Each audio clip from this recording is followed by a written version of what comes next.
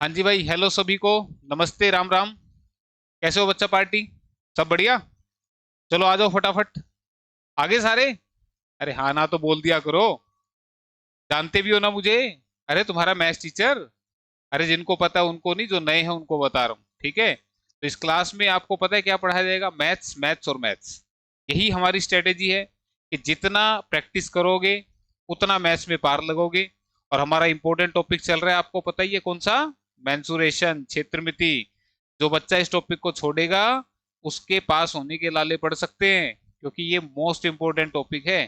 ठीक है। और करीब 60 से 70 क्वेश्चन डिस्कस कराऊंगा। तो जितने फॉर्मूले बता रहा हूँ ना, ध्यान से सुनते रहा करो। बाद में ये मत बोलना सर जी ये नहीं आ रहा वो नहीं आ रहा, तो पिछली क्लास जरूर देख लेना, है ना। जो फॉर्मूले बताए थे वो रिपीट नहीं करूंगा, सीधा क्वेश्चन में अप्लाई करेंगे उनको।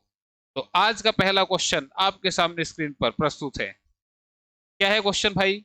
एक लंब प्रिज्म का आधार एक त्रिभुज है जिसका परिमाप 32 सेंटीमीटर है और त्रिभुज की अंत त्रिज्या 6 सेंटीमीटर है। यदि प्रिज्म का आयतन 576 घन सेंटीमीटर है तो इसकी ऊंचाई कितनी होगी? The base of a right prism is a triangle whose perimeter is 32 centimeter and in radius of the triangle is 6 centimeter. If the volume of the prism is 576 cubic centimetre then its height is. तो हाइट पूछी जा रही है आपसे। अब देखो भाई, ये वाला जो टॉपिक है ना, ये प्रिज्म और पिरामिड का टॉपिक है मेंसुरेशन में। जो सिलेबस हमारा 2 साल पहले आया था उसमें इसको स्पेशली मेंशन किया हुआ था। तो छोड़ नहीं सकते। कभी पीआरटी वाले सोचे बोला ये हम नहीं करेंगे। पीआरटी, टीजीटी, पीजीटी सबको करना पड़ेगा। ये कॉमन सिलेबस के अंदर लिखा हुआ है, सिलेबस देख लेना।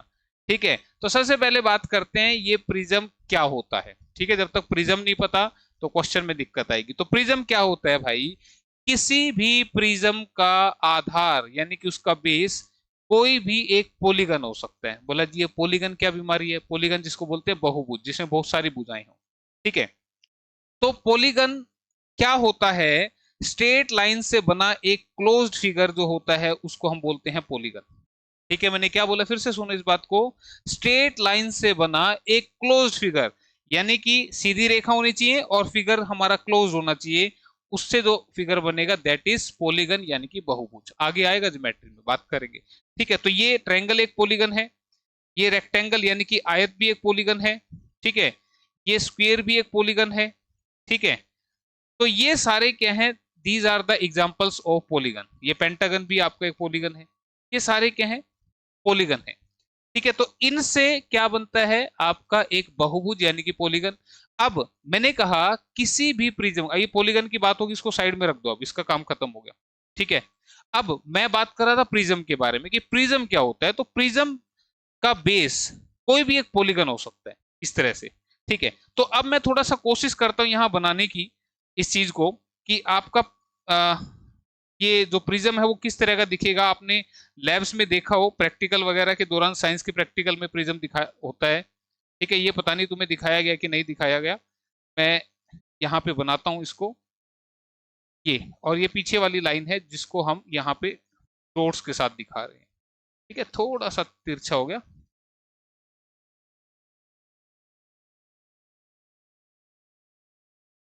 ये लो भाई। ठीक है। तो ये है आपका क्या? प्रिज्म। क्लियर है? तो प्रिज्म क्या है बेसिकली? एक कमरा टाइप लगा लो। कमरा टाइप, कमरे का ये फर्श है और ये इसकी जितनी दीवारें हैं उस कमरे की उतनी यहाँ पे ये वॉल खड़ी कर देंगे हम, और एक ऊपर से छत लगा देंगे। जैसे फॉर एग्जांपल मैं बात करूं कि ये हमने देखा था क्यूबॉइड, तो ये भी एक प्रिज्म काइंड का है जिसका बेस क्या है? एक रेक्टेंगल है, आयत है। तो ये इसका बेस हो गया, ये इसकी छत होगी और ये चार इस पे दीवारें खड़ी कर दी। ठीक है। तो जितनी इसकी ये साइड होंगी उतनी इसकी दीवारें होंगी। ठीक है।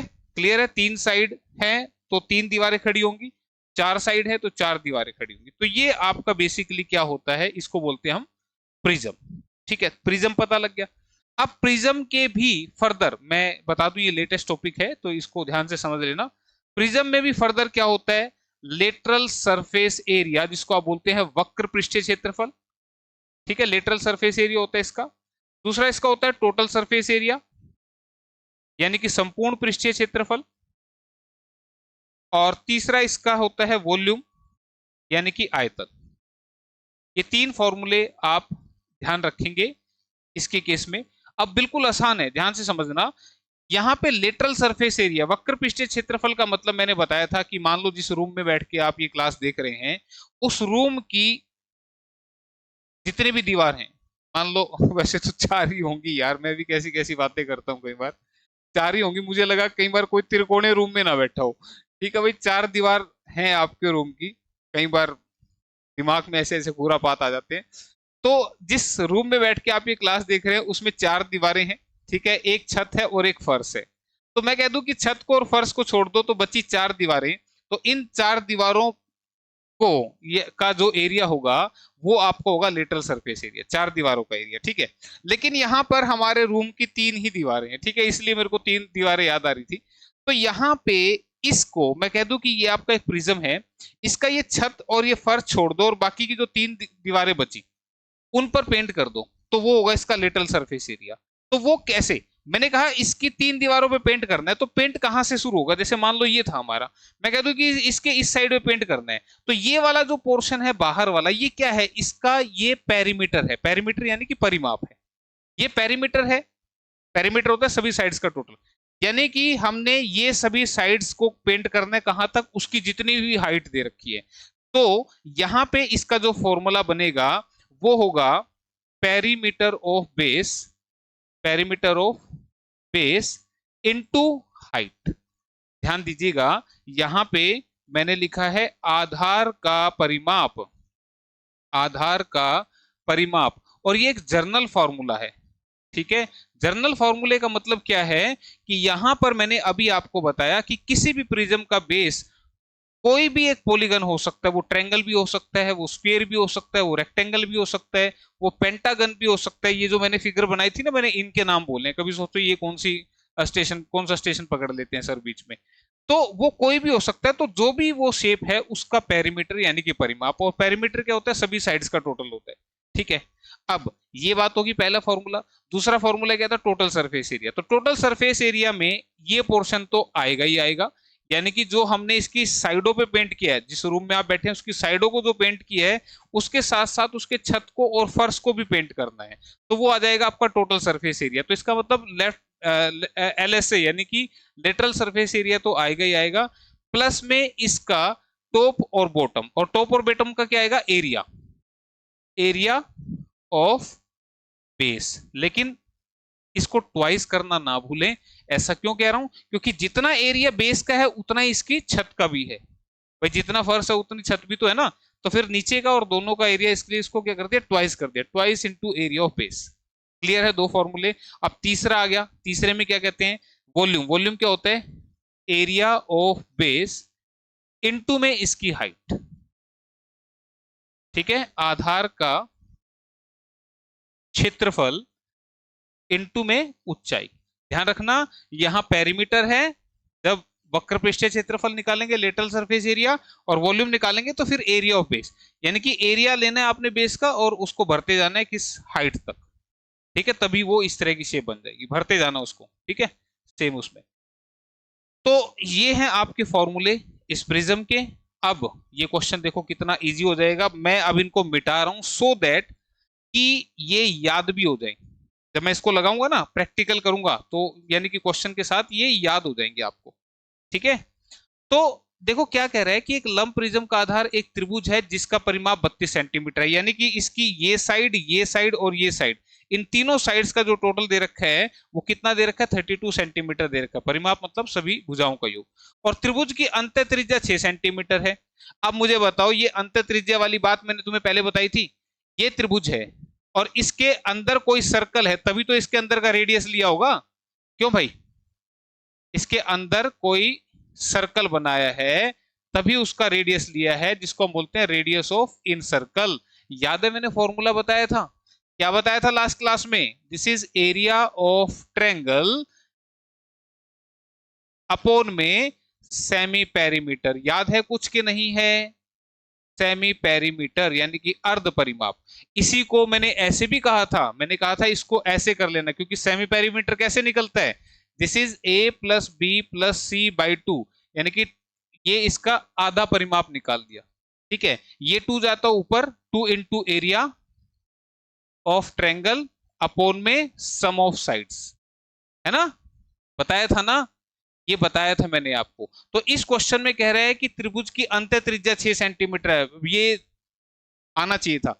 अंत त्रिज्या 6 यानी कि यहाँ पे 6 रख दिया मैंने, 6 रख दिया, is equal to 2 into area of triangle. अब एरिया ऑफ ट्रायंगल तो मुझे मालूम नहीं ना भाई, कहाँ है मुझे एरिया ट्रायंगल, नहीं पता। ठीक है, फिर कह रहा है कि इसका परिमाप 32 है, तो नीचे सम ऑफ साइड्स यानी कि सभी साइड्स का टोटल जो है वो 32 दे रखा है। तो 2 से काटा, 16 पे कटा, 16 छिके 96, ये आ गया एरिया ऑफ ट्रायंगल। देखो जो भी चीज दे रखी है ना क्वेश्चन में, वो कहीं ना कहीं इस्तेमाल हो रही होगी, तभी वो दे रखी है। इतनी बात समझ में आ गई, एरिया ऑफ ट्रायंगल पता लग गया। तो अब हमें क्या कह रहा था, यदि प्रिज्म का आयतन 576 घन सेंटीमीटर है तो इसकी ऊंचाई क्या होगी। तो मैंने अभी फॉर्मूला लिखवाया था, volume equal to area of base, याद है क्या लिखवाया था, एरिया ऑफ बेस इंटू में हाइट, अभी अभी मैंने बोला था।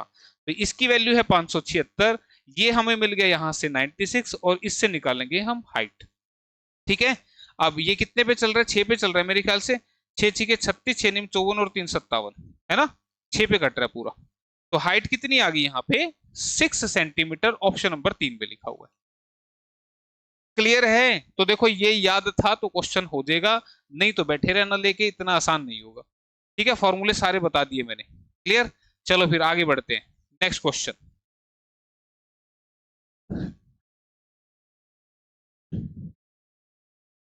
तुम भी कहोगे सर भी पता नहीं कैसी कैसी बातें करने लग गए अब आजकल, है ना। अरे यार मैंने सोचा रोज वही नमस्ते सभी का वेलकम है, मैंने सोचा कुछ बदल के देखते हैं, पता नहीं तुम्हें कैसा लगा होगा, कमेंट करके बताना मेरे को। ठीक है, ऐसे फिर नए नए अंदाज लेके आया करूंगा मैं। क्वेश्चन क्या है कि यदि एक वृत्त में एक समबाहु त्रिभुज एबीसी अंतर्निहित है किया जाता है, त्रिभुज के शीर्षों से खींची गई स्पर्श रेखा से बनने वाला त्रिभुज क्या होगा। If N equilateral triangle ABC inscribed in a circle, then the tangents at their vertices will form another triangle is, यानी कि जो दूसरा ट्रायंगल बनेगा उसके शीर्षों से वो कैसा बनेगा, तो वो भी समबाहु ही बनेगा। कैसे, मैं समझा देता हूं, सुनना ध्यान से। एक वृत्त है, उसके अंदर एक ट्रायंगल है एबीसी जो कि एक समबाहु है। समबाहु का मतलब समझते हो ना, एक मिनट बना दू भाई पहले, ठीक है। स्मार्ट बोर्ड तो है नहीं हमारे पास, ऐसे बनाना पड़ता है तुक्के से, पता नहीं कैसा बने। ए बी सी एक हमारी क्या है, ट्रायंगल है, ठीक है। एक समबाहु त्रिभुज एबीसी, इसका मतलब क्या, ये जो तीनों साइड हैं आपस में बराबर हैं। समबाहु त्रिभुज यानी कि इक्विलेटरल ट्रायंगल वो होती है जिसकी सारी साइड इक्वल हो, तो ये तीनों साइड इक्वल है हमारी। तो कह रहा है कि इसके शीर्षों से खींची गई स्पर्श रेखा, शीर्ष बिंदु कौन सा होता है भाई, देखो ये जो है ये हमारा ट्रायंगल का वर्टेक्स है, शीर्ष बिंदु है। तो इससे स्पर्श रेखा खींचनी है, तो स्पर्श रेखा कैसे खींचेगी, यानी कि ये खींच दी, इधर से ये खींच दी, इधर से ये खींच दी, और इसको आगे बढ़ा दिया, और ये आगे इधर कट गई। ठीक है भाई, क्लियर है। कह रहे त्रिभुज के शीर्षों से खींची गई स्पर्श रेखा से बनने वाला त्रिभुज कैसा होगा, यानी कि ये फर्दर एक ट्रायंगल बनाए, और ये कैसा ट्रायंगल होगा ये आपने यहां पर बताना है। ठीक है, अब देखो भाई इसमें क्या प्रॉपर्टी लग रही है, ध्यान से सुनना मेरी बात को, ये दिख तो रही है ना। इसमें जो प्रॉपर्टी लग रही है वो प्रॉपर्टी क्या कहती है कि ये हमारा एक सर्कल है, ठीक है भाई, और ये इस सर्कल की हम किसी बाह्य बिंदु से, इस सर्कल की किसी बाह्य बिंदु से यानी कि एक्सटीरियर पॉइंट से अगर हम टेंजेंट खींचते हैं यानी कि स्पर्श रेखा खींचते हैं ये, तो ये दोनों आपस में क्या होंगी, बराबर होंगी। ठीक है भाई, मैंने क्या बोला फिर से सुनो, कि यहां पे एक सर्कल में किसी एक एक्सटीरियर पॉइंट से, बाह्य बिंदु से अगर मैं इसकी दो स्पर्श रेखा यहां से खींचता हूं तो दोनों आपस में क्या होंगी, बराबर होंगी। इतनी बात समझ में आई। अब मैं कह दूं कि यहां पे मैंने एक इन दोनों पॉइंट्स को मिला ली, जहां पे ये पॉइंट ऑफ कांटेक्ट है, यानी कि ये स्पर्श रेखा सर्कल को जहां टच कर रही है, मैंने वहां पर इसको एक लाइन से मिला दिया जिसे बोलते हैं कोड यानी कि जीवा। ठीक है, इस कोड से मिला दिया मैंने, तो ये कोड हो गई। तो आप मुझे एक बात बताओ, अगर ये दोनों बराबर हैं, फर्दर मैं कोई एक कोड और खींच दूं, यहाँ पे एक जीवा और ले लूं, जैसे इसकी लंबाई 10 थी, इसकी भी लंबाई मैंने 10 ले ली, और मैं फर्दर इससे अगर स्पर्श रेखा खींचता हूं इस तरीके से, इस तरीके से, तो क्या ये दोनों भी आपस में बराबर नहीं होंगी? भाई ये 10 है, ये 10 है, तो जितनी ये होगी उतनी ये भी होगी, जितनी ये होगी उतनी यहां भी ये बनेगी। क्लियर है? ये बात समझ में आई? तो मैं आपको यही समझाना चाह रहा हूं यहाँ पे कि जितनी साइड ये है तो ये दोनों आपस में बराबर होंगी, जितनी साइड ये उतनी ये है तो उससे भी, इस कोड से भी जो स्पर्श रेखा खींचेंगी वो भी आपस में क्या होंगी? बराबर होंगी। ये भी फर्दर क्या होंगी? बराबर होंगी। ठीक है, तो मुझे बताओ, अगर ये सारी आपस में बराबर हैं, मान लो इसकी वैल्यू 10 थी, मान लो एक पल के लिए, मान लो ये भी 10 ये भी 10, एक पल के लिए हमने मान लिया। ठीक है, ये तीनों 10 10 थी, और हमने जब ये स्पर्श रेखा खींच ली, मान लो ये 15 आ गई, तो यहाँ भी 15 आ गई, यहाँ भी 15 आ गई, यहाँ भी 15, तो ये भी तो सारी बराबर बराबर आ रही है। तो ये साइड पूरी कितनी बन गई? 15 और 15 30, ये भी 30 ये भी 30। तो क्या मैं कहना चाह रहा हूं यहाँ पे कि अगर इनके शीर्ष बिंदुओं से हम अगर टेंजेंट खींचते हैं तो फर्दर जो ट्रायंगल बनेगा वो भी कैसा होगा? एक समबाहु होगा, यानी कि इक्विलेटरल ट्रायंगल होगा। तो इस बात को याद रखना है आपने। ठीक है, समझाया मैंने कंसेप्ट को, तो क्लियर हो जाएगा वहां से। चलो भाई नेक्स्ट क्वेश्चन देखो। यदि एक घनाभ के आधार का क्षेत्रफल 80 वर्ग सेंटीमीटर और अन्य दो आसन्न पृष्ठों का क्षेत्रफल 72 वर्ग सेंटीमीटर तथा 40 वर्ग सेंटीमीटर है, तो उस घनाभ का आयतन कितना होगा? If the area of the base of cuboid is 80 square centimetre, the area of the other two adjacent faces are 72 square centimetre and 40 centimetre, then the volume of the cuboid is.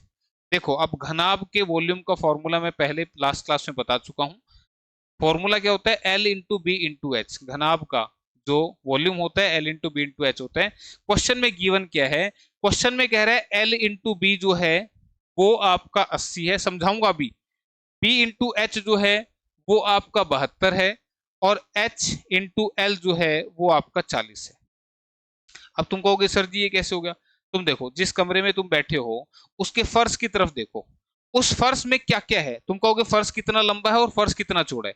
फर्श कितना लंबा है और कितना चौड़ा है, यही दो चीजें हैं, फर्श में हाइट तो आ ही नहीं रही ना। ठीक है, तो इसलिए मैंने इसको एल इंटू बी लिया। क्लियर है? यहां तक बात समझ में आई? तो ये 80 हो गया। अब एडजेसेंट फेस क्या होता है उसके बारे में सुन लो। जैसे ये आपका क्यूबॉइड है, तो ये वाला फेस, ये वाला जो फेस है, इसके एडजेसेंट फेस कौन से होंगे? एक तो ये ऊपर वाला, और एक ये इस साइड वाला। ठीक है, ध्यान दो। एडजेसेंट का मतलब जो तीन फेस आपस में मिलेंगे। देखो ये 3D का क्वेश्चन है, थ्री डायमेंशनल। कैसे? आप अपने घर में कोई भी, जहां पे दो दीवारें आके मिलते हैं ना, कोई भी एक किनारा पकड़ लो, इसको किनारा बोलते हैं। कोई भी एक किनारा पकड़ लो और उस किनारे पे देखो कितनी दीवारें आके मिल रही हैं, तो तुम कहोगे एक, दो, और एक नीचे तीन। ठीक है, देखो ये किनारा है, इस किनारे पे देखो एक फेस ये मिल रहा है, एक फेस ये मिल रहा है, और एक ये मिल रहा है। ठीक है, तो एडजेसेंट फेस इन्हीं को बोलते हैं। ये जो यहाँ पे शब्द यूज किया ना, आसन्न पृष्ठ, तो एडजेसेंट फेस वही होते हैं। ठीक है, तो एल इंटू बी फर्श से आ गया। ठीक है, एक दीवार उठा लो तो बी इंटू एच, भाई उसमें चौड़ाई भी आ गई और उसकी ऊंचाई भी आ गई, दूसरे में कमरे की लंबाई आ गई और उसकी हाइट आ गई। तो ये मैंने 72 और 40, किसी को भी आगे पीछे भी ले सकते हो, कोई फर्क नहीं पड़ने वाला। अब हमें निकालना है वॉल्यूम, तो मैं क्या कर देता हूँ, इन सबको मल्टीप्लाई कर देता हूँ। जब इसकी मल्टीप्लाई होगा तो एल इंटू एल बनेगा L square, B into B बनेगा बी स्क्र, और एच इंटू एच बनेगा एच स्क्र, और राइट साइड में बनेगा 80 गुना 72 गुना में 40। अब इसको मल्टीप्लाई मत करने लग जाना, कहीं मल्टीप्लाई कर दो। अब ये सभी के पास स्क्वायर था, तो सभी का स्क्वायर क्या है? बाहर कॉमन आ जाएगा। ठीक है भाई, क्लियर? अब ये स्क्वायर यहां से हटाऊंगा तो इधर क्या बन जाएगा? रूट बन जाएगा। तो एल बी एच इसका रूट कैलकुलेट करेंगे, आ जाएगा। 80 को मैं तोड़ सकता हूँ 40 दूनी 80 में, दो से मैं इसको तोड़ सकता हूँ 36 दूनी 72 में। ये तोड़ने तो आगे होंगे ना तुमने। भाई देखो, इसका बड़े नंबर का कोई छोटे से फैक्टर बन सकता है, तो हमने देखा 40 दूनी 80 बन गया था, तो 40 और 40 से हमें क्या मिलेगा? एक 40 मिल जाएगा। इन दोनों दो से मिलेगा हमें एक दो, और 36 से मिलेगा हमें 6। क्लियर है? इस सर्कल लगाने से पता लग जाए कौन सा ले लिया कौन सा रह गया। ठीक है, क्लियर? दो दूनी 4 का स्क्वायर रूट 2, 36 का 6, तो 6 दूनी 12 चौके 48, 480, 480 सेंटीमीटर क्यूब ये आपका बनेगा क्या? आपका वॉल्यूम। ये पूछ रहा था घनाभ का आयतन कितना होगा, तो 480 आंसर बनेगा। ठीक है, चलो नेक्स्ट क्वेश्चन। यदि एक घन के विकर्ण की लंबाई 17.32 सेंटीमीटर है तो घन का आयतन कितना होगा? If the length of diagonal of a cube is 17.32 centimetre then the volume of the cube is. ठीक है, क्यूब मतलब घन। आप सबसे पहले तो होता कैसा है, ये रहा आपका। ठीक है, ये दूसरा है, कभी सोचो पहले वाला ही उठा रखा है, ये अलग है। इसमें क्या खासियत है, जितनी साइड ये है उतनी ही साइड, जितनी साइड ये है उतनी ही साइड ये वाली भी है, और उतनी ही साइड ये वाली भी है। ठीक है, देखो कोई भी एक, मैं पिछले वाले क्वेश्चन में बता रहा था ना, मैं फेसिस बता रहा था कि भाई कोई भी एक किनारा पकड़ लो, किनारा नहीं पकड़ो, कोई भी एक कोना पकड़ो। कोई भी एक कोना पकड़ोगे ना तो उस कोने पे तीन तीन सतह आके मिलेंगी। देखो एक तो ये वाली मिल रही है, एक ये वाली मिल रही है, और एक ये वाली मिल रही है एक कॉर्नर पे। तो ये किनारा मत पकड़ना, मैंने किनारा बोला था ना पिछले में, इसको किनारा बोलते हैं, एज। ठीक है, एज। ये आप शीर्ष पकड़ लो, वर्टेक्स पकड़ लो कोई भी एक, और उस पे देखो तीन फेस मिलेंगे आके, एक तो ऊपर वाला, एक ऊपर वाला, एक ये वाला, और एक ये वाला। ठीक है, हर हर किसी पॉइंट पे ऐसे होगा। तो यहाँ पे ये क्यूब जो होता है उसमें सारी साइड जो होती हैं आपकी इक्वल होती हैं। तो क्यूब के फॉर्मूले दिखेगा कैसे क्यूब, मैं फटाफट से बना दे रहा हूं इसको। एक स्क्वायर से बनता है आपका,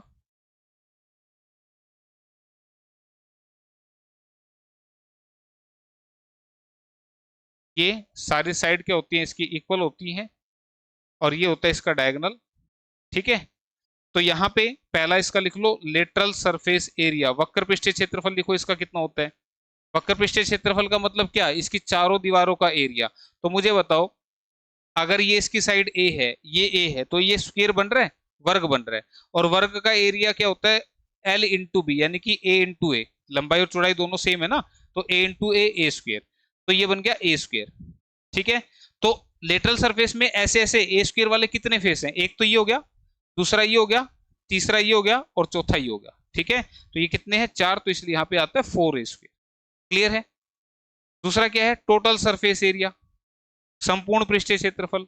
अब संपूर्ण पृष्ठीय क्षेत्रफल क्या होगा, चार तो दीवारें होगी, एक छत और एक फर्श, टोटल कितने हो गए, 6। तो सभी का एरिया कितना, ए स्क्वायर, तो टोटल बनेगा 6 ए स्क्वायर। तीसरा बन गया इसका वॉल्यूम, वॉल्यूम यानी कि आयतन। आयतन कितना होता है, लंबाई गुणा चौड़ाई गुणा ऊंचाई, तो ए गुणा ए गुणा ए कितना बनेगा, ए क्यूब। और लास्ट इसका बन गया डायगोनल यानी कि विकर्ण, डायगोनल विकर्ण।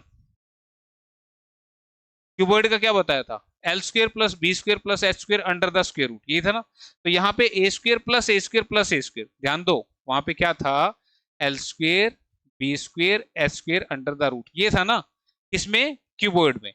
तो यहाँ पे लंबाई भी ए है, चौड़ाई भी ए है, और हाइट भी ए है इस केस में। तो ए square plus A square plus A square, ये बन गया 3 ए स्क्र, और रूट तो लगाना ही है। तो ये कैसे बना वो मैंने बता दिया, यहाँ पे ये सारी जो वैल्यू है वो ए है, यानी कि सारी साइड क्या है, ए के बराबर है। तो ये बनेगा आपका ए square A square A square, यानी कि 3 ए स्क्र। इसको सोल्व करेंगे तो रूट 3 टाइम्स साइड, देखो ये रूट 3 का है, ये रूट ए स्क्र का भी है, तो ए स्क्र से रूट कट जाएगा तो ए बनेगा, और 3 का रूट नहीं कटेगा तो इसके ऊपर रूट आ जाएगा। तो रूट 3 ए जो है वो इसका डायगोनल होता है। तो आप क्वेश्चन पढ़ लो क्या कह रहा था, कह रहे घन के विकर्ण की लंबाई 17.32 है, यानी कि रूट 3 ए की वैल्यू 17.32 है। तो ए की वैल्यू क्या होगी, 17.32 बटे में रूट 3। और आपको अगर पता हो तो रूट 3 जो होता है वो 1.732 के बराबर होता है। ठीक है, जैसे रूट 2 की वैल्यू होती है 1.414, रूट 3 की वैल्यू होती है 1.732, तो ये याद रख लेना।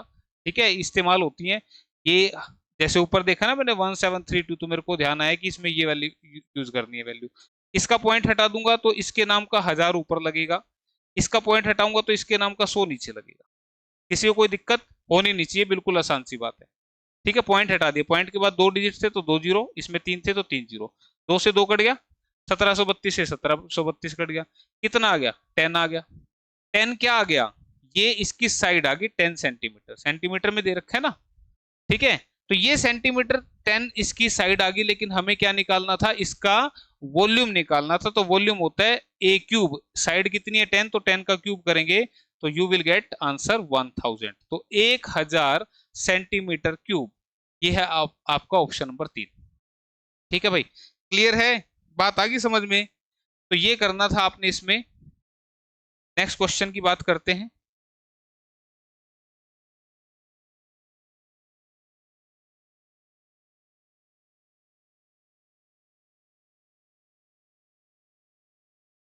एक बगीचा 84 मीटर लंबा तथा 64 मीटर चौड़ा है। इसके अंदर चारों ओर एक रास्ता है जिसका क्षेत्रफल 1632 वर्ग मीटर है, तो उस रास्ते की चौड़ाई कितनी होगी? A garden is 84 metre long and 64 metre wide. There is a path all around inside it whose area is 1632 square meter. What the width of the path is? देखो क्या बोल रहा है भाई, ये हमारे पास एक आयताकार पार्क है, ठीक है। इसकी लंबाई कितनी दे रखी है? 84, और ये कितनी दे रखी है? 64। कह रहा है इसके अंदर एक रास्ता बना दिया, अंदर बनाया। देखो रास्ता अंदर भी बन सकता था, रास्ता बाहर भी बन सकता था, रास्ता बीचों बीच भी बन सकता था, ये तीन केस आते हैं। तो बोला इसके अंदर की ओर एक रास्ता बना दिया, ठीक है, पार्क के अंदर एक रास्ता बना दिया, और कह रहा है इस रास्ते का एरिया है 1632। अब रास्ता कितना चौड़ा वो नहीं बताया, रास्ते की चौड़ाई नहीं बताई आपको, वो मैंने एक्स से लिख दी यहाँ पे, चौड़ाई तो बता ही नहीं रहा, एक्स लिख दिया मैंने उसको। तो कह रहा है रास्ते की चौड़ाई तुम बता दो, ठीक है। तो भाई इसको अगर डिटेल से करोगे ना तो तुम डिटेल में रह जाओगे, तो तुम रास्ते की चौड़ाई, उसके लिए ये याद रख लेना, रास्ते की चौड़ाई इंग्लिश वाले लिख ले width of path, this is equal to 2x। नहीं, यहां रास्ते की चौड़ाई मत लिखो, यहां लिखो एरिया ऑफ पाथ, रास्ते का क्षेत्रफल लिखो, ठीक है। रास्ते का क्षेत्रफल कितना होगा? This is 2x into L plus B minus में 2x, ठीक है।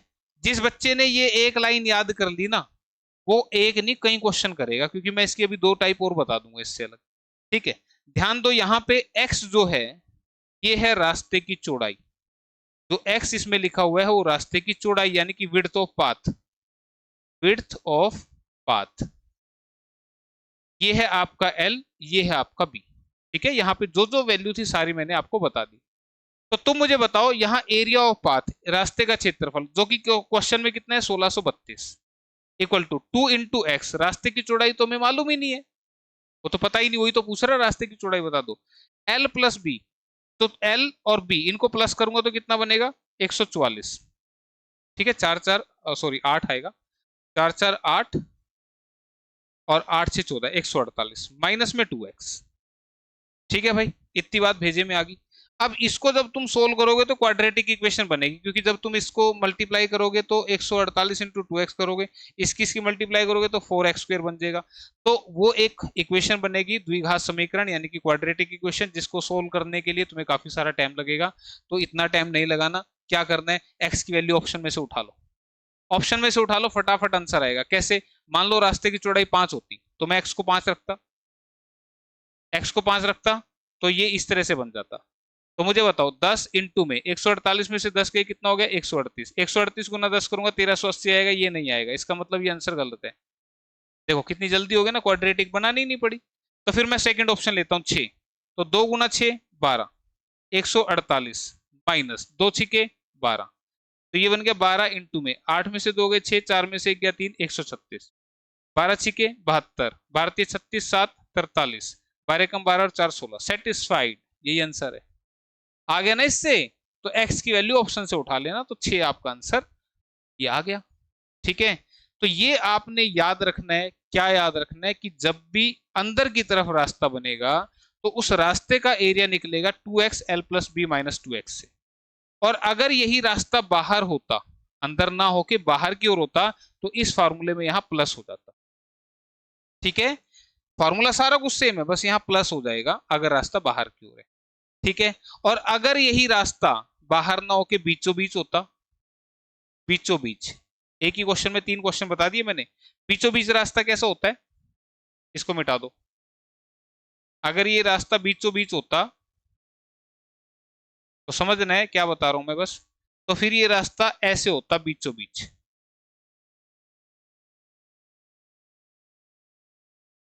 ठीक है भाई, पता लग गया बीचों बीच रास्ता। तो फिर ये फार्मूला क्या बनता? फिर ये फार्मूला ये बन जाता। इसमें क्या चेंज हुआ? यहां से 2 हट गया एक तो, और ये माइनस का फिर से बन गया, यानी कि अगर अंदर की ओर रास्ता रहेगा तो साइन यहाँ माइनस का ही रहेगा, और बाहर जब रास्ता जाएगा तो प्लस होगा। अंदर वाले में माइनस, तो बीचों बीच भी तो अंदर ही है ना इसके, तो इसलिए माइनस है। तो X L plus B minus X, बस ये याद रख लेना, 3 क्वेश्चन आपके टकाटक हो गए। ठीक है, चलो फिर अगला क्वेश्चन देख लो।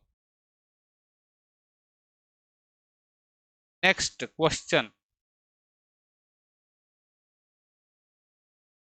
यदि एक समबाहु त्रिभुज की ऊंचाई 18 सेंटीमीटर है तो उसका क्षेत्रफल कितना होगा? If the height of an equilateral triangle is 18 centimetre then its area is.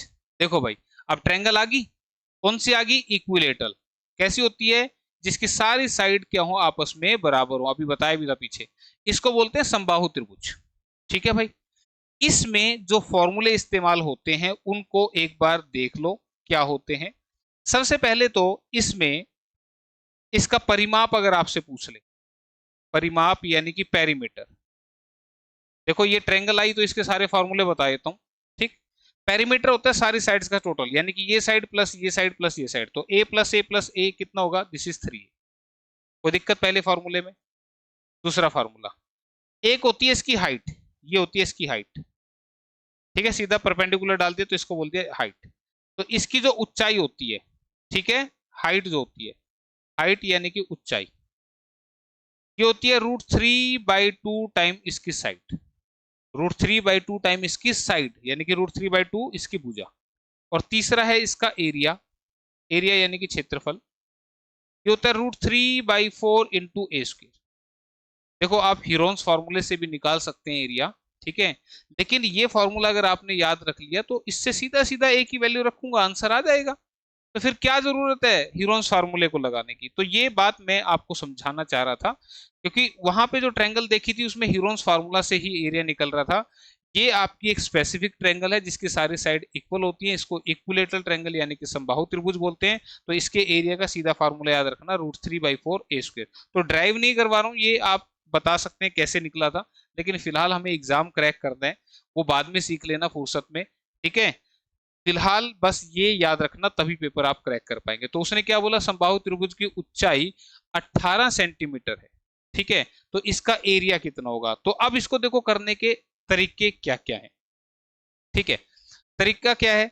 यहाँ पे ऊंचाई दे रखी है, यानी कि ऊंचाई होती है √3/2a, ये आपको 18 दे रखी है, यही होती है ना ऊंचाई, ये दे रखी है ना, तो इसकी वैल्यू 18 दे दी, तो तुमने 2 से इधर मल्टीप्लाई किया तो 36 बन गया √3a, और यहां से a बन गया 36/√3।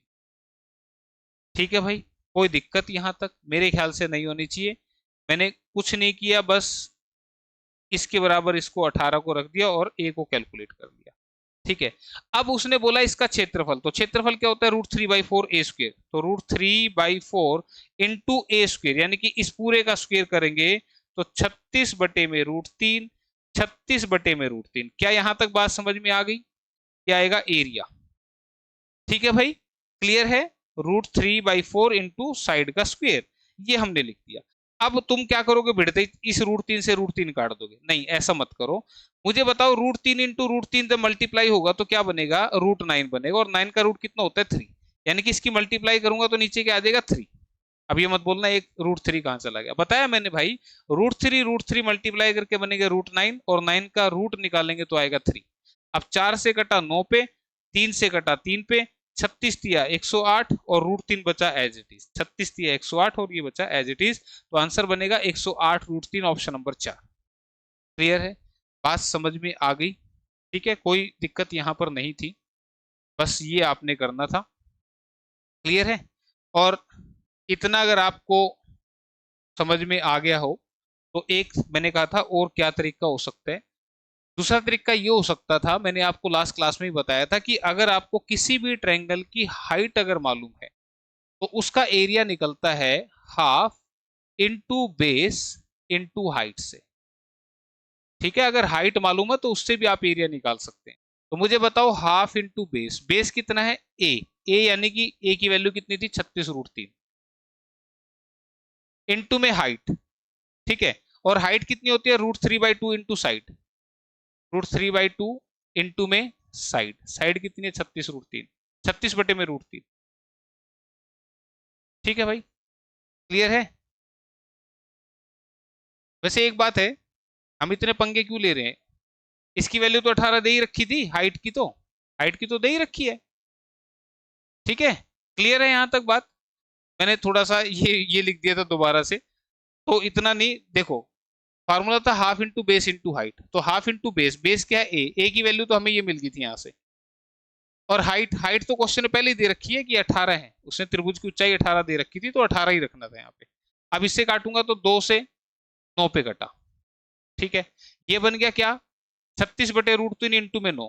अब पैर का √3 हटाने के लिए √3 से मल्टीप्लाई कर दो, √3 से डिवाइड कर दो, ठीक है भाई। ये पैर का रूट हटाने के लिए इसी से मल्टीप्लाई, इसी से डिवाइड, ठीक। नीचे √3 मल्टीप्लाई करके क्या बनाएंगे 3, अभी बताया भी था ये, क्या बनाएंगे 3, 3 से कटा 3 पे 36, 3 हो गया 108, 108 √3। तो आप ऐसे भी निकाल सकते थे, तो ऐसे निकालो, या half into base into height करके निकालो, दोनों तरीके से आप एरिया निकाल सकते हैं। जिसके माइंड में जो स्ट्राइक करे उसी से आप एरिया निकाल देना, ठीक है, क्लियर। चलो फिर नेक्स्ट क्वेश्चन।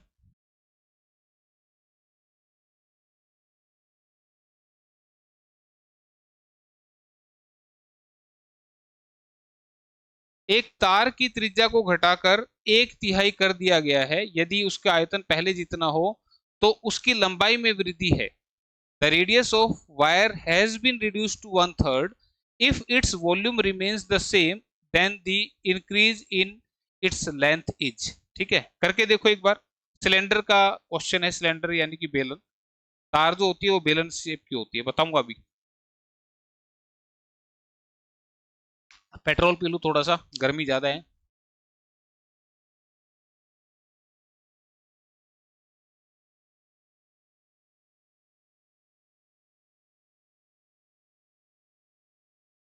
देखो, तार जो होती है वो बेसिकली एक बेलन शेप की होती है। बेलन कैसा, ऐसा, ये आपकी बेलन शेप है।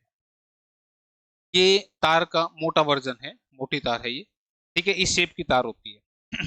तो ये क्या है, आपका एक सिलेंडर है यानी कि बेलन है, ठीक है। ये बोर्ड पर कैसा दिखता है, सिलेंडर जो है वो बोर्ड पर कैसा दिखता है, वो ऐसा दिखेगा। अब देखो, इसके फॉर्मूले तो बताने हैं ना अभी, इसलिए फिर समझाना तो पड़ेगा ही। ये आपका सिलेंडर हो गया, जिसमें ये है इसका रेडियस, ये है इसकी हाइट, ठीक है, क्लियर। और सिलेंडर को अगर मैं ऐसे सामने से दिखाऊं तो इसका जो ये बेस है वो कैसा है, एक सर्कल है, ठीक है, सर्कुलर बेस है, ठीक है, दोनों साइड से सर्कल बेस का है। तो मैं यहाँ पे आपको क्या समझाना चाह रहा हूँ, यहाँ पर फिर से पहले तो 3 फॉर्मूले आप याद करेंगे, जिसमें पहला फॉर्मूला है कर्ड सरफेस एरिया, जिसको आप बोलते हैं वक्र पृष्ठीय क्षेत्रफल। जो लेटरल सरफेस एरिया था ना, उसी को यहाँ घुमावदार है ना, ये इसको बोला कर्व्ड सरफेस एरिया, कर्व्ड, घुमावदार वक्र पृष्ठीय क्षेत्रफल। दूसरा क्या है इसका, टोटल सरफेस एरिया, यानी कि संपूर्ण पृष्ठीय क्षेत्रफल। तीसरा क्या है इसका, वॉल्यूम यानी कि आयतन, ठीक है। ये 3 फॉर्मूले पहले तो इनके बारे में जान लें। अब फिर से वही मैं कह रहा हूं कि ये आपका बेलन है, सिलेंडर है, इसके साइड में पेंट कर दो, ऊपर और नीचे मत करना। तो तुम पेंट करोगे इस पोर्शन पे, और ये पोर्शन अगर यहां से दिखाया जाए तो ये एक गोल सर्कल की परिक्रमा है, एक गोल सर्कल की परिक्रमा है जिसपे पेंट करना। और ये परिक्रमा जो होता है सर्कल की, इसको बोलते हैं इसकी सरकमफ्रेंस यानी कि परिधि। और एक किसके बराबर होता है, 2πr के बराबर, 2πr के बराबर। ये जो परिधि है, ये जो परिक्रमा है ना इस सर्कल की, इस परिक्रमा को बोलते हैं 2πr, यानी कि परिधि है, ये सरकमफ्रेंस है। लेकिन ये 2πr किस हाइट तक लेके जाना है, इसलिए इसको हाइट से भी मल्टीप्लाई करते हैं। तो 2πrh ये बनता है इसका कर्व्ड सरफेस एरिया यानी कि वक्र पृष्ठीय क्षेत्रफल, ठीक है। टोटल सरफेस एरिया, अब टोटल सरफेस एरिया का मतलब क्या, कि जो ये हमारा सिलेंडर था, इसमें इस पोर्शन के साथ साथ ऊपर और नीचे भी पेंट करना है। तो ये वाला पोर्शन क्या है, 2πrh, प्लस में इसके ऊपर पेंट करेंगे तो ऊपर क्या है, सर्कल है, तो सर्कल पे पेंट किया तो सर्कल क्या है, πr²। और ऐसे ऐसे 2 सर्कल है, एक ऊपर की तरफ और एक नीचे की तरफ, इसलिए यहाँ पे 2πr² आएगा। इस फॉर्मूले को थोड़ा सा रिफाइन करेंगे, this becomes 2πrh plus r। इसमें 2πr दोनों पे कॉमन था, इसके पास बचा h और इसके पास बचा एक एक्स्ट्रा r, ठीक है भाई। उसके बाद करते हैं बात वॉल्यूम की। और वॉल्यूम क्या है, कि जैसे मैं कह दूं कि आपने एक 5 का सिक्का रखा, फिर एक 5 का रखा, फिर एक 5 का, ऐसे 5 के कॉइन रखते चले गए तो इस तरह का बेलन बन जाएगा। तो इसका वॉल्यूम कैसे निकलता है, 5 के कॉइन का एरिया, और वो क्या है, एक सर्कल है, तो इसका एरिया बनेगा πr²। ठीक है, तो पाई आर स्क्वेयर और किस हाइट तक, तो फॉर्मूला बन गया पाई आर स्क्वेयर इंटू में एच। क्लियर है? ये कैसे याद रखना है कि सर्कल, कि भाई सिलेंडर का कैसे बना, सर्कल के ऊपर सर्कल के ऊपर सर्कल, ऐसे एच हाइट तक, तो सर्कल का एरिया पाई आर स्क्वेयर और इसमें लगा दी एच हाइट, तो ये बन गया पाई आर स्क्वेयर एच। ये हो गए इसके सारे फार्मूले। ठीक है, अब फॉर्मूले आप लिख लेना। ठीक है, अब मैं कहा चल रहा हूं, क्वेश्चन के ऊपर चल रहा हूं। क्वेश्चन में कह रहा था कि एक तार की त्रिज्या को घटाकर एक तिहाई कर दिया गया, तो तुम मुझे बताओ इसका आगे क्या बोल रहा है कि इसका आयतन पहले जितना ही है तो उसकी लंबाई में कितनी वृद्धि होगी, तो इसका वॉल्यूम कितना होगा, तुम कहोगे पाई आर स्क्वेयर एच। ठीक है, ये पहली कंडीशन है, इसलिए मैं इस पे वन वन लिख देता हूं। ये पहली कंडीशन है, जब कोई भी रेडियस को कम नहीं किया गया, वन थर्ड नहीं किया गया, वो एज इट इज ही रखा है। ठीक है, अब अब क्या कह रहा है कि अगर त्रिज्या को घटाकर वन थर्ड कर दिया जाए, यानी कि pi into R one square, R one का वन थर्ड कर दिया, ऐसे लिख देता हूं। भाई यहाँ आर वन थी, यहाँ इसका आर वन का तीसरा हिस्सा ले लिया, वन थर्ड कर दिया, तो यहाँ पे स्क्वेयर स्क्वेयर ही आएगा भाई, ये स्क्वेयर था ना। तो पाई एज इट इज, रेडियस पहले आर वन था, अब इसका वन थर्ड हो गया, तो आर वन बाई थ्री कर दिया। ठीक है भाई, क्लियर है? और जो हाइट है, अब रेडियस घटाया है तो ये कम कर दिया, लेकिन वॉल्यूम रिमेन सेम, आयतन सेम रखा, तो इसकी लंबाई बढ़ जाएगी। तो यहाँ पे इसकी हाइट जो है उसको h2 लिया। अब ये मत बोलना कि सर ये R1 था, ये चेंज क्यों नहीं किया आपने, क्योंकि इसी का जितनी भी ये थी, मान लो ये अगर 30 थी, तो 30/3 यानी कि ये 10 लेनी है, तो 30 ही रखूंगा ना ऊपर, तो 30 ही रखूंगा। और यहाँ जो हाइट थी, अब ये हाइट बढ़ जाएगी, जैसे ही उसका रेडियस कम करेंगे उसकी हाइट और बढ़ जाएगी। ठीक है, तो हाइट बढ़ जाएगी, तो अब ये जो वॉल्यूम है ये इस वॉल्यूम के बराबर है, ऐसा बोल रहा है वो। कह रहा है यदि आयतन पहले जितना हो। ठीक है, तो पाई से पाई कटा, इसको लिखने की जरूरत नहीं थी, पर समझाने के लिए मैंने लिखा। यहाँ पर बना R one square H one, इधर इसका स्क्वेयर करूंगा तो आर वन का स्क्वेयर, 3 का स्क्वेयर करूंगा तो 9, इंटू में एच टू, इंटू में H two, R one square से आर वन स्क्वेयर कट गया, यहाँ पे ये एच वन है, ये मल्टीप्लाई से आ गया नीचे, ऊपर में बचा 1 और नीचे में बचा 9। ठीक है भाई, क्लियर है? ये एच वन, ये मल्टीप्लाई से आ गया डिवाइड में, ऊपर पूरा कट गया था तो ऊपर 1 बचा और नीचे वाला 9 एज इट इज है। तो तुम मुझे बताओ, तो कह रहा था लंबाई में कितनी वृद्धि होगी, तो लंबाई पहले की 1 से 9 हो गई, यानी कि 9 गुना हुई कि नहीं हुई। एक पहले थी, ये हाइट पहले थी h1, अब ये h2 यानी कि 9 बन गई, तो कितनी हुई, 9 गुना हो गई, तो इसका मतलब आंसर ऑप्शन नंबर 4 में लिखा हुआ है। ठीक है, तो it becomes 9 times. Next question,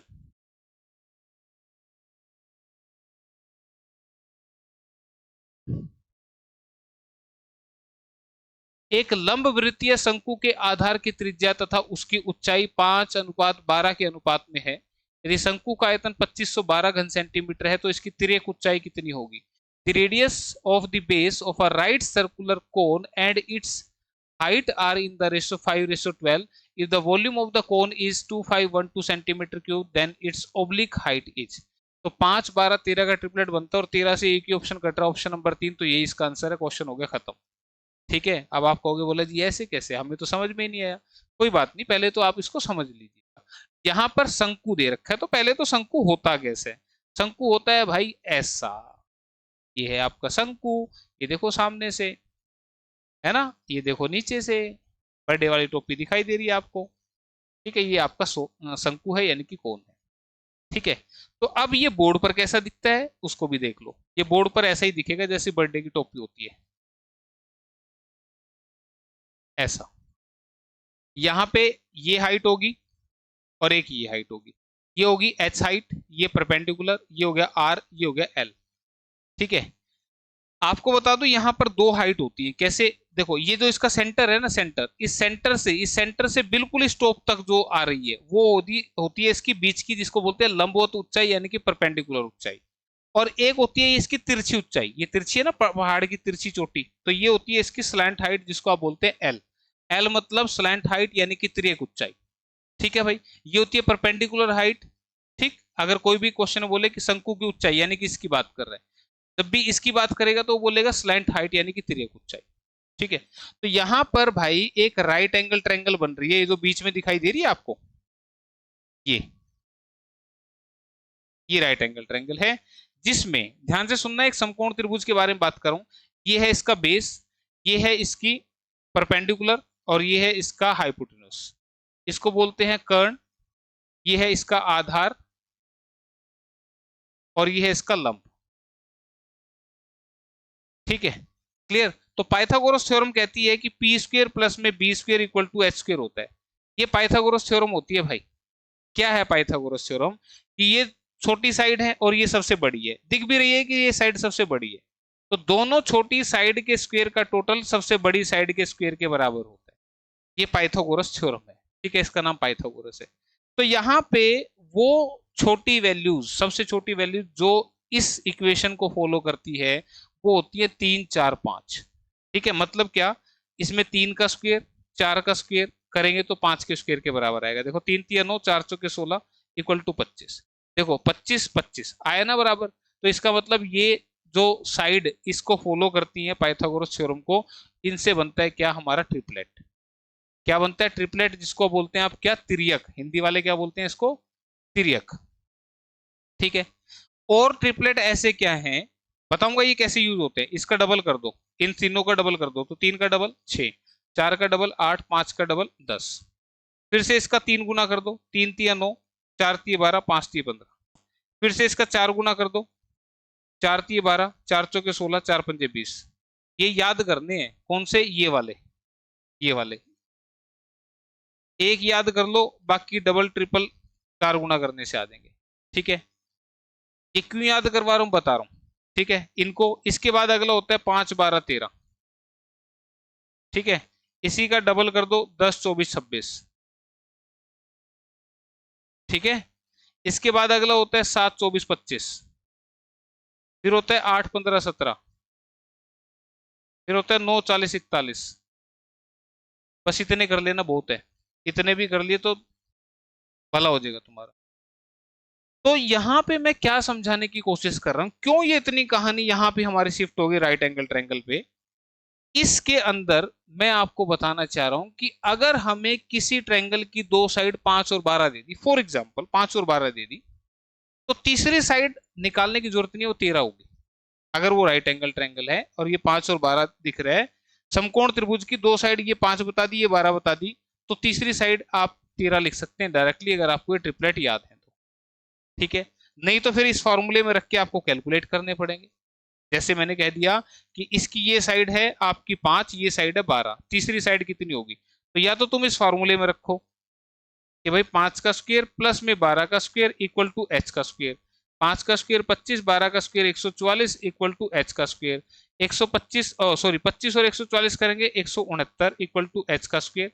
और ये स्क्वायर हटा देंगे इधर से तो रूट बन जाएगा, तो ये कितना आ जाएगा? 13 आ जाएगा। तो मुझे बताओ इतनी गाथा याद रखूं कि इसको याद रख लूं, वो ज्यादा आसान है? ये ज्यादा आसान है। ठीक है, तो यहां पे अब मैं आपको जो समझा रहा था वो ये बात थी कि कह रहा है कि एक लंब वृत्तीय शंकु के आधार की त्रिज्या और उसकी ऊंचाई 5:12 के अनुपात में है। कि ये है 5, ये है 12, तो जाहिर सी बात है ये 13 होगा। और 13 होगा तो यहाँ पे ये रेशियो दे रखा है, तो रेशियो का मतलब क्या? कि ये वैल्यू 5 10 12, 5 12 13 9 होके इनका डबल यानी कि 10 24 26 भी हो सकती थी।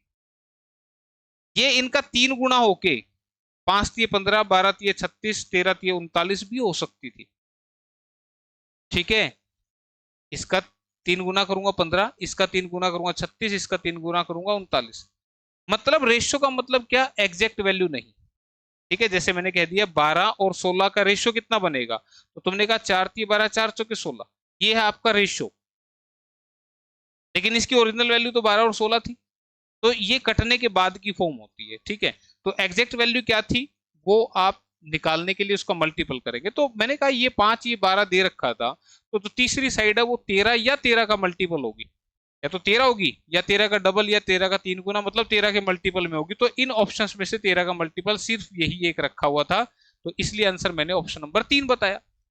लेकिन अगर आपको ये लगता है कि नहीं हमें तो समझ में नहीं आया, तो फिर मैं इस रामगाथा को मिटा देता हूं। हालांकि आपने नोट कर लेना, समझ लेना इस चीज को। अब मैं आता हूं इस क्वेश्चन पे कि भाई इसको और कैसे करना था। तो उसके लिए सबसे पहले मैं इसके आपको फॉर्मूले बताऊंगा, क्योंकि देखो क्वेश्चन समझा तो दिया, हो भी गया, ऐसे ही एग्जाम में करना है। लेकिन अगर ट्रिपलेट ना बना तो सुनो मेरी बात, अब जो बच्चे जिनको आता है ना वो सोचेंगे कि सर जब बता ही दिया तो फिर अगला क्वेश्चन क्यों नहीं लगाते। हो सकता है ट्रिपलेट ना बने, फिर क्या करोगे? ऐसी सिचुएशन अगर आ जाए तो फिर डिटेल सॉल्यूशन भी आपको आना चाहिए।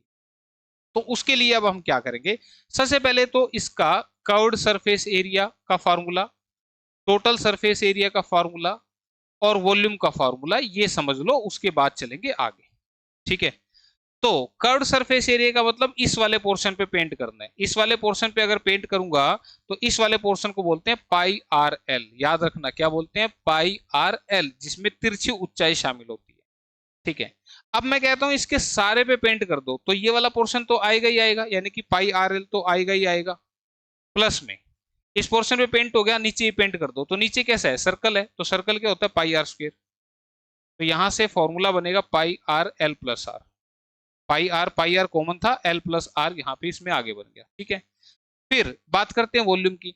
तो वॉल्यूम क्या बनेगा, this is 1/3 pi R square H. अब ये कैसे याद रखना है, देखो अभी मैंने ये सिखाया था, ये किसका फॉर्मूला था, सिलेंडर का यानी कि बेलन का। बेलन का फॉर्मूला होता है पाई आर स्क्वायर एच। तो इसका 1/3 कर देना, ये किसका वॉल्यूम बन जाएगा, इस कोन का वॉल्यूम बन जाएगा। ठीक है, ये है भाई फॉर्मूले, फटाफट से छाप दो। ठीक, उसके बाद इसको मिटा देते हैं, वीडियो रोक के छाप लेना तुम। अब क्वेश्चन देखो, कह रहा है एक लंबवृत्तीय शंकु के आधार की त्रिज्या और ऊंचाई का अनुपात 5:12 है। तो ये अनुपात है तो एग्जैक्ट वैल्यू नहीं है, तो मैं इसको क्या कहूंगा, ये हो गया 5x रेडियस और ये हो गया 12x। ठीक है भाई, यदि शंकु का आयतन 2512 घन सेंटीमीटर है तो तिर्यक ऊंचाई कितनी होगी। तो मैंने अभी बताया था वॉल्यूम, वॉल्यूम ये कितना दे रखा है 2512, इसके बराबर है 1/3 into pi into R square. R square यानी कि 5x का स्क्वेयर, इंटू में आयतन दे रखा और तिर्यक ऊंचाई पूछ रहे हैं आपसे, तो यहां से 1/3 pi are square into H. ठीक है, इतनी बात समझ में आ रही है। ओहो उधर चला गया, वो मैंने ध्यान नहीं दिया, दोबारा लिखता हूँ भाई। 2512 इक्वल टू 1/3 इंटू पाई, पाई 22/7 होता है, सीधा लिख रहा हूँ। ठीक है, इंटू आर स्क्वेयर, इसका स्क्वेयर करेंगे तो 25x स्क्वेयर बनेगा, सीधा लिख दिया मैंने। इंटू में एच, एच कितनी है 12x। ठीक है, क्लियर है यहां तक ये बात, इतना समझ में आ गया। तो बस अब इसको सोल्व कर लेते हैं, 3 से कटा 4 पे। ठीक है भाई, अब इससे इधर काट लेते हैं, 11 दूनी 22, 11 दूनी 22 बचा 31, 11, 11 से तो पूरा नहीं कट रहा भाई, हाँ जी 11 से तो पूरा नहीं कटा ये, तो 4 से काट लेते हैं पहले। चलो 4 से काट देते हैं पहले, इसको छोड़ देते हैं अभी, ये 22 ही था, 4 से काट दिया, 4 छिके 24, 24 बचा कितना 10, 4 दूनी 8, 3 4 8 32। ठीक है, क्लियर। अब 11 पंजे 55, 5 7, 4 छिके 24, 1 4 दूनी 8, 4 8 32, यहां तक तो है हमारा ठीक। लेकिन ये आगे कुछ कटता नहीं दिख रहा, देखो 11 से नहीं कट रहा, फिर ये 7 बचेगा, 7 इधर जाएगा और यहाँ एक्स क्यूब बनेगा और यहाँ 25 बचा हुआ है, ये नीचे आएगा। तो यहाँ कुछ जो पाई की वैल्यू है ना, वो एक काम करो 22/7 ना लो, तुम लो इसको 3.14। ठीक है, इसको मैं एक बार दोबारा से बिना काटे कर रहा हूँ। यहाँ 2512 था, यहाँ 1/3 3.14। ठीक है, और इसको एज इट इज ले लेते हैं 12। ठीक है, हालांकि इसने कहीं मेंशन किया नहीं पर करना चाहिए इसको, कि पाई को जो है वो आपने 3.14 लेना है, लेकिन उसने मेंशन क्यों नहीं किया है मैं ये भी बता देता हूँ। क्योंकि ये क्वेश्चन वो करवाना ही नहीं चाहता था, वो सिर्फ आपकी कॉमन सेंस को चेक करना चाह रहा था। ठीक है, और कॉमन सेंस कहते हैं कि 5 12 है तो ये 13 का मल्टीपल होना चाहिए, बस ये कॉमन सेंस है। लेकिन ये 22/7 से नहीं हो रहा था, तो मैंने इसलिए पाई की दूसरी वैल्यू रख ली विच इज 3.14। इसको मैं पॉइंट हटाऊंगा तो नीचे आएगा 100, 25 से काटा 4 पे कटा, 4 से ये 3 पे कटा और 3 से ये 3 कट गया। ठीक है भाई, अब सॉरी 314 बन गया, इसको इधर काटते हैं तो 2 से काट देते हैं, 2 एकम 2, 2 पंजे 10, 2 सत्ते 14, 2 एकम 2, 2 दूनी 4, 2 पंजे 10, 2 छीके 12। ठीक है, 157 से काटूं, परफेक्ट क्यूब एक्स क्यूब बन रहा है तो 157 से मेरे ख्याल से 8 पे कटेगा, 8 सत्ते 56, 8 पंजे 40, 5 45, 8 4 12। ठीक है, 8 बराबर है एक्स क्यूब आ गया, देखो 2 बार ये रहा, 1 बार ये, तो एक्स कितना आएगा, 8 का क्यूब रूट कितना आएगा, 2। ठीक है, एक्स की वैल्यू 2 आ गई।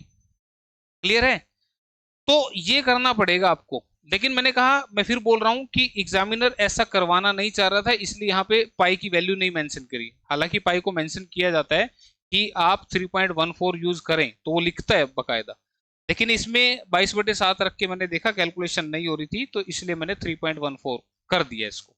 ठीक है, तो यहां से x की वैल्यू आ गई 2, तो इसका मतलब ये वाली साइड होगी आपकी 10, ये वाली आपकी साइड होगी 24, और आपको मैंने ट्रिपलेट लिखवाया था 10 24 26। ठीक है, ये याद कर लेना, 2 निकल गए तो तीसरा आप निकाल सकते हैं ऐसे, नहीं तो फिर पाइथागोरस में रख के आप आंसर निकालेंगे। ठीक है, क्लियर। चलो फिर नेक्स्ट क्वेश्चन। तो डिटेल भी समझा दी, ये नहीं बोलना, उस डिटेल के माध्यम से आपको फॉर्मूले भी पता लग गए, तो क्वेश्चन जब नेक्स्ट आएगा तो फॉर्मूले नहीं बताने अभी, इसीलिए टाइम ज्यादा लग रहा है कि फॉर्मूले साथ के साथ करवा रहा हूं। 35 सेंटीमीटर व्यास वाली एक बेलनाकार टंकी पानी से पूरी भरी हुई है, यदि टंकी में से 11 लीटर पानी निकाल लिया जाए तो टंकी का स्तर कितना कम हो जाएगा।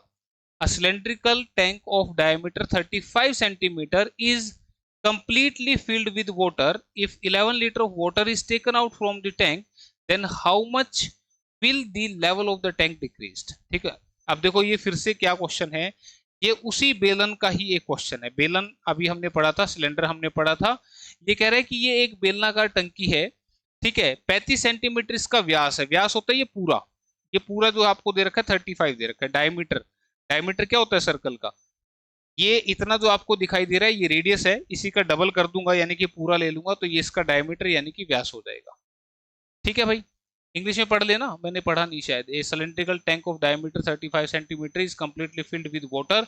If 11 litre of water is taken out from the tank, then how much will the level of the tank decrease. यानी कि पहले यहाँ पे पानी का लेवल था इतना, ये पानी इसमें भरा हुआ था यहाँ तक।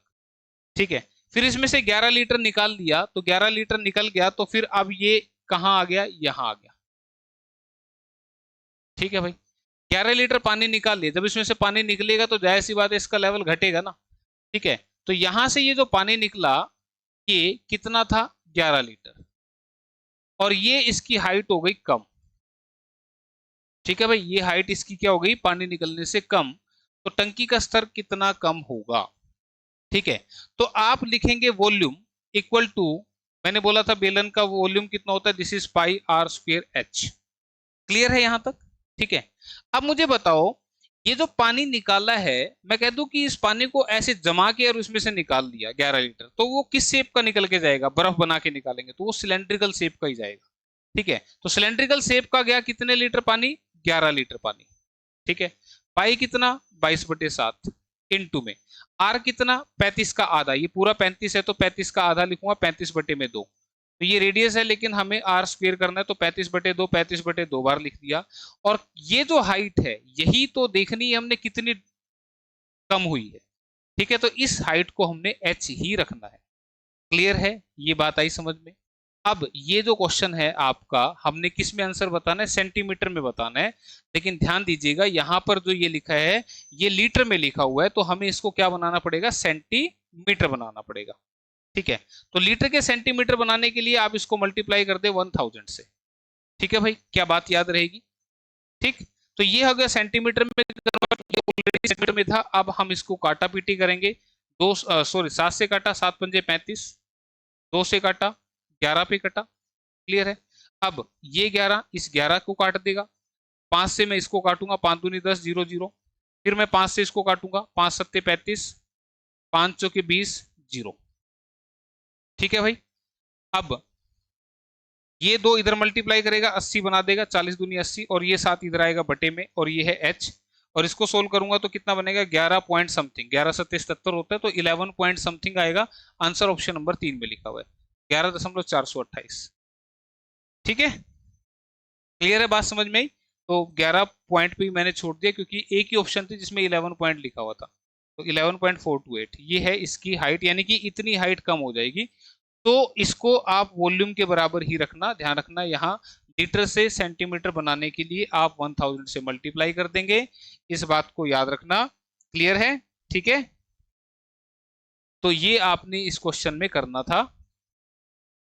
तो इसी के साथ चलते हैं फिर हमारे नेक्स्ट क्वेश्चन की तरफ, और नेक्स्ट क्वेश्चन आपके सामने आ चुका है।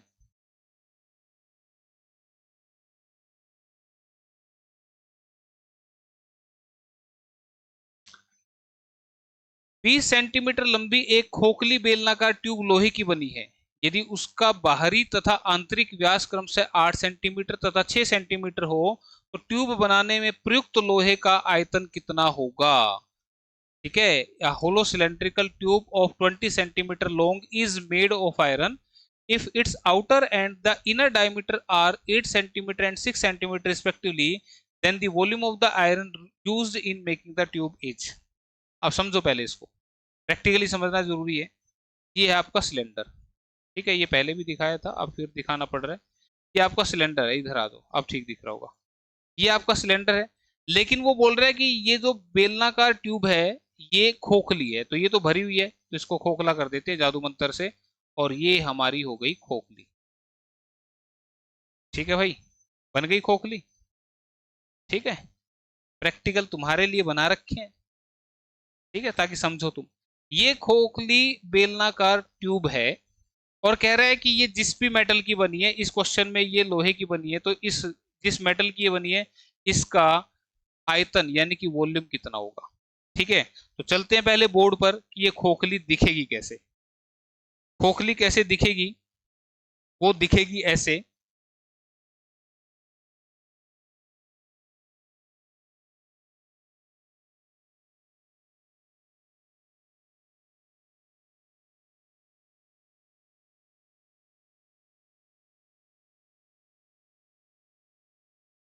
ये बन गई आपकी खोखली बेलनाकार ट्यूब, अभी मैंने दिखाई भी आपको लाइव।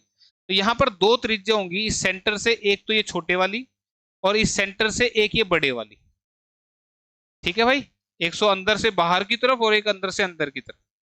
ठीक है, तो यहाँ पे ये बोल रहा है कि इसकी जो हाइट है वो 20 सेंटीमीटर है, इसकी हाइट 20 दे रखी है, और बाहरी और आंतरिक व्यास दे रखे 8। तो व्यास है तो आर की वैल्यू क्या बनेगी? 8/2।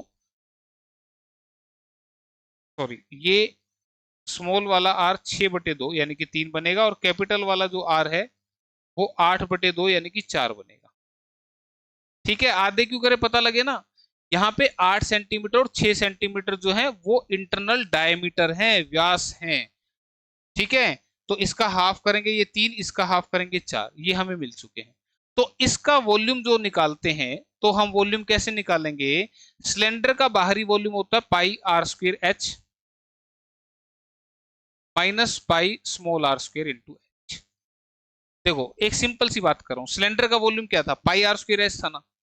तो जब बाहर की इसको कंसीडर करूंगा तो पाई आर स्क्वायर एच होगा, और इसमें से जो अंदर वाला हमने निकाल लिया उसको पाई आर स्क्वायर इंटू एच यानी कि छोटे वाला आर स्क्वायर कंसीडर करूंगा। हाइट उतनी ही है, जैसे कि मैंने अभी आपको ये दिखाया भी था कि जब मैं इस सिलेंडर में से अंदर का एक पोर्शन निकाल रहा हूं, जब मैंने इस पोर्शन को निकाला इसमें से, तो ध्यान दो यहाँ पे छोटे वाला सिलेंडर अलग हो गया, तो बड़े वाले सिलेंडर के वॉल्यूम में से, ये देखो ये पूरा सिलेंडर है जो अब होलो हो चुका है, इस पूरे के वॉल्यूम में से इसका वॉल्यूम माइनस कर दूं तो पूरे का वॉल्यूम क्या होगा? जिसमें बड़े वाला रेडियस लगेगा, तो पाई आर स्क्वायर एच। ठीक है, में से माइनस कर दो इस छोटे वाले का, तो छोटे वाले का रेडियस कितना होगा? स्मॉल आर वाला।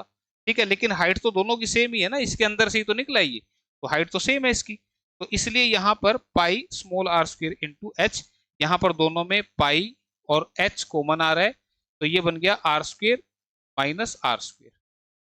ठीक है, वैल्यू रख देते हैं, पाई 22/7 होता है, हाइट इसमें 20 दे रखी है, कैपिटल आर यानी कि कैपिटल आर 4 यानी कि 4 का स्क्वायर 16 और 3 का स्क्वायर 9, तो 22/7 इंटू में 20 इंटू में 16 में से 9 गए 7, इससे घटाइए 22 दूनी 44, 440। तो 440 जो है सेंटीमीटर क्यूब आपका आंसर बनेगा, ऑप्शन नंबर 1 में लिखा हुआ है। क्लियर है बात? समझ में आ गई आपको कैसे करना था? ठीक है, तो बात समझ में आ गई? तो फिर ये क्वेश्चन भी आपका अंतिम ही था ना, ये लास्ट क्वेश्चन था। ठीक है, इसको हटा दूं एक बार। तो भाई ये आज की आपकी क्लास थी। यहाँ तक सारे बच्चे नहीं पहुंचते, आधे में ही भाग जाते हैं वो। ठीक है, लेकिन जो यहाँ तक पहुंचा है, कैसे लगे आपके ये एग्जाम्पल जो प्रैक्टिकल मैंने समझाए, बताना मुझे। तो आज इतना ही कर लो, ये फॉर्मूले याद कर लेना, नेक्स्ट क्लास में फिर आगे कंटिन्यू करते हैं। ठीक है, okay, bye bye, take care.